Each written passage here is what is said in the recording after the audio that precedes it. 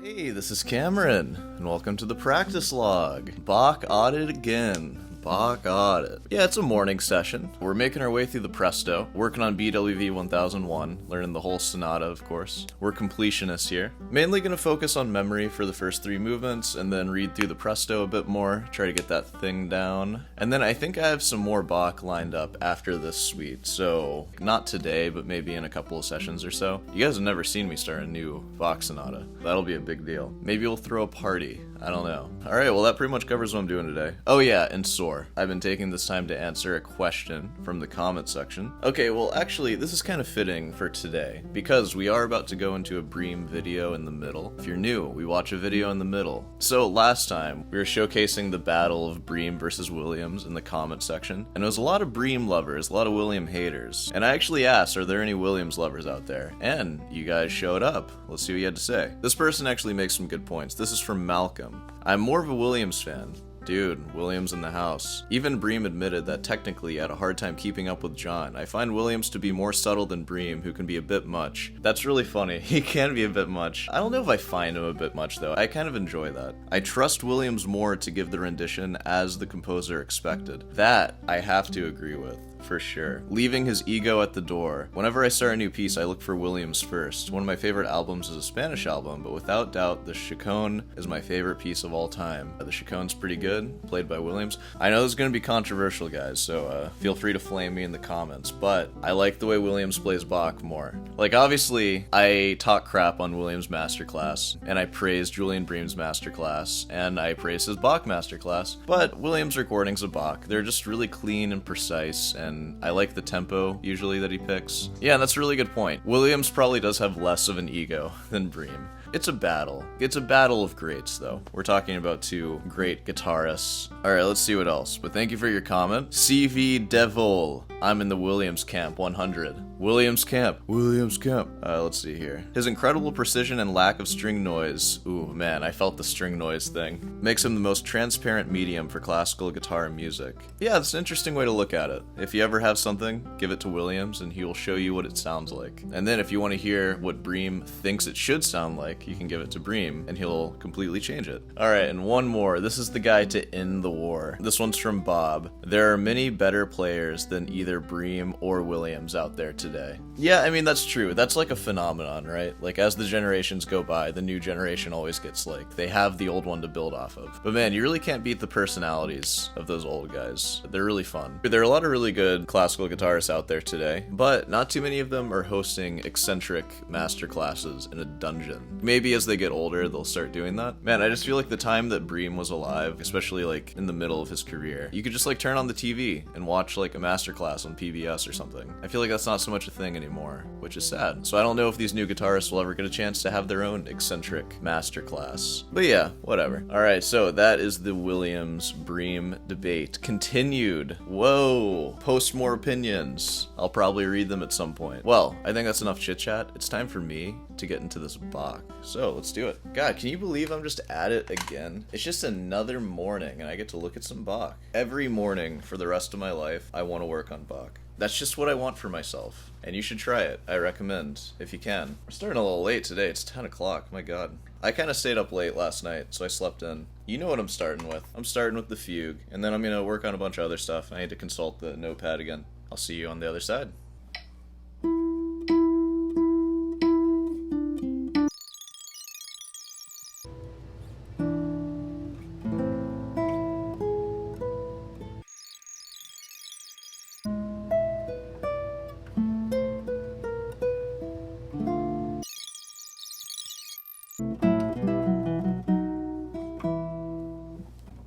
Okay, I think I'm about done for now. Let me bring you closer. I'm serving up the first half of the Fugue, probably. Name of the game is hearing all the voices and giving them a place. Let's get it.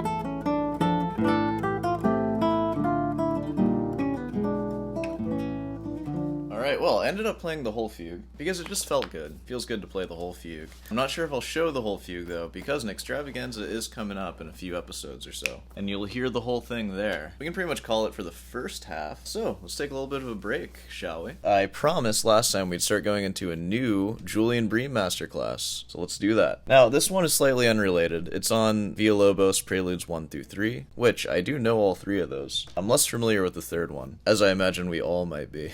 Sounds like we're starting with 1, so let's see where it goes. One of the most prolific musicians of our time and creator of about 2,000 works by the time of his death in 1959. 2,000? Wow, I didn't know that. That's a lot. I thought he only wrote 5, or 6 plus the churro. I'm just kidding. Preludes for guitar, written in 1940, were inspired by Segovia. The three guitarists taking part We're learning about Segovia right now. are Darko Petriniak, Forbes Henderson, and Robert Brightmore. Darko Petriniak comes from Yugoslavia. Besides the guitar, he also studied the double bass. He looks like a double bass player, doesn't he?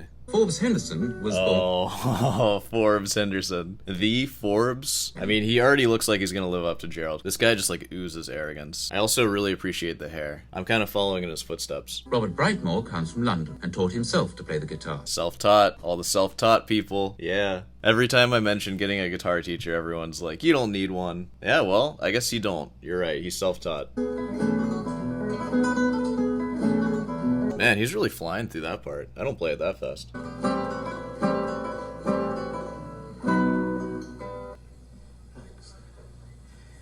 Now, of all the composers in this century that have written for the guitar, none have really made the guitar sound more resonant and, in a sense, more beautiful than Villalobos. He was, of course, a guitarist himself, and he knew the intimacies of the fingerboard and the actual right-hand technique wonderfully well. So for this program, we're going to study 3 of his very popular preludes. God, it's such a contrast between the one that we just watched with John Williams and then how he is running this show. The way John Williams opened it, he was just like, this is going to be uninteresting, because who could relate? It's between teacher and student. Julian Bream, he's just like opening, tells us about the composer. It makes sense. He's running the show. He really is a great showman. And, you know, as mentioned, John Williams, like, technically more precise and all that. But man, Julian just knows the way to your heart. And that's why I really appreciate him. Shall we start with number 1?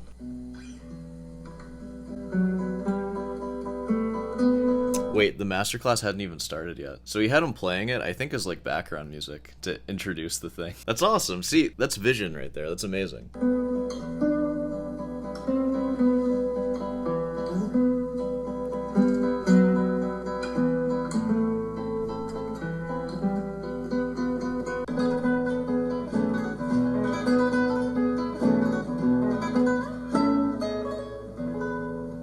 That was an effective performance. What is that supposed to mean, Julian?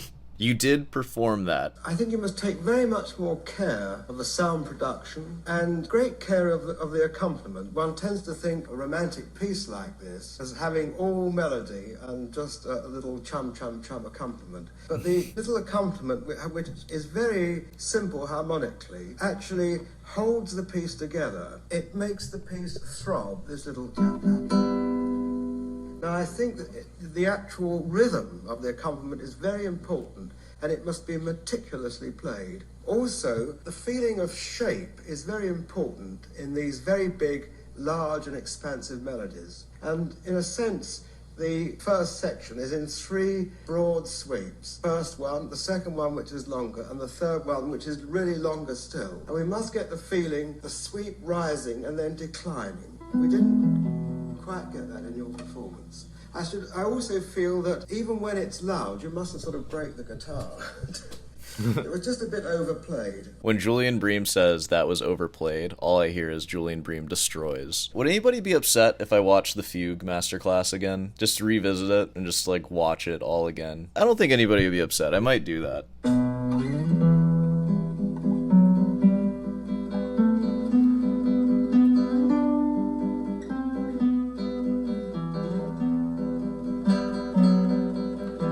Do you hear the throbbing? Get what I mean? You can hear the accompaniment is very important. It must pulsate, and in fact it holds the whole music together. I mean, it holds it together. tune itself He can barely hold himself together. have the intensity without the Cha cha cha cha cha cha. and very much together. very strong. It should be, we heard this. Right? It should be, the melody should be prominent. Now, the other problem with this performance, somehow the mid It was ill-considered, I imagine. Let's see. section did not relate to the first section at all. The beginning of the second section, although the character of the music changes, must grow out of the first music, you see. Then the rhythm.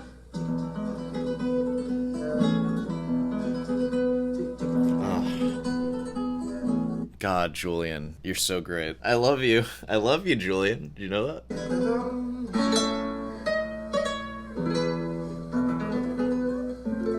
God, he makes that prelude sound good. You play it now. Oh, man. That sucks. Yeah. That is the hardest seat to be in. Probably on Earth. Like, right there. Yes, but you know, that's a very big moment in this piece.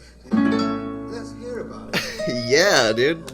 I do that kind of stuff too sometimes, right? I like going down with my hand, though. Dude, that's awesome. Then rhythmically. God, that's so great. I'm like scared to... should I even try to play it right now?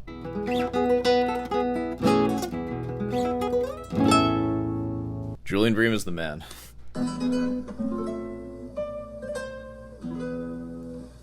can you crescendo? Look. There's an accent on the music.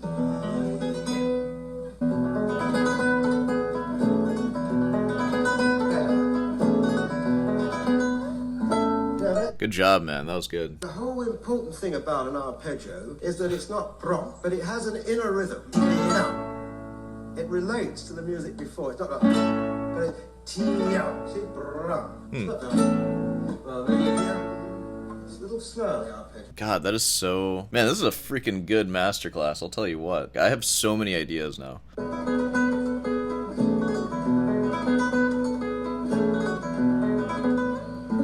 That's better. Good. No, don't waste too long. You've got to get there.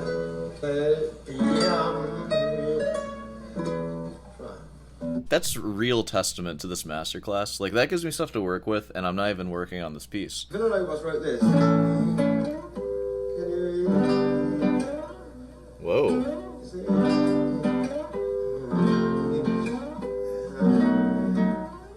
A certain earthy quality with that slide. And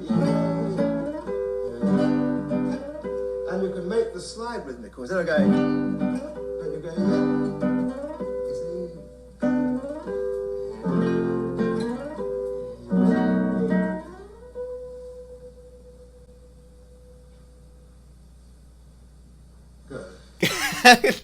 Oh my god, that's so awesome. Dude, he is tearing this thing up. God, this is how you run a masterclass. I mean, my lord, that is so great. If I wasn't won over already, Bream has won me over, for sure. Does anybody want to defend the John Williams masterclasses? I'll listen to what you gotta say. I'll check one out if you have one that you recommend, because we only watched one of them, to be fair. Alright, I think this one's pretty much done. I like the spirit of what you do, but you've got to rhythmically think about the work much more. And you've got to give these phrases very much more shape. What a lucky guy to be in that masterclass. It's about time that we get back to the practice bench, so let's go ahead and do that. I am getting pretty tired, and I do need to start my day at some point. So I'm going to work a bit on the presto, just going to read a little bit, then my soar Mozart variations, and then we will call it a day after that. So, I'll see you there.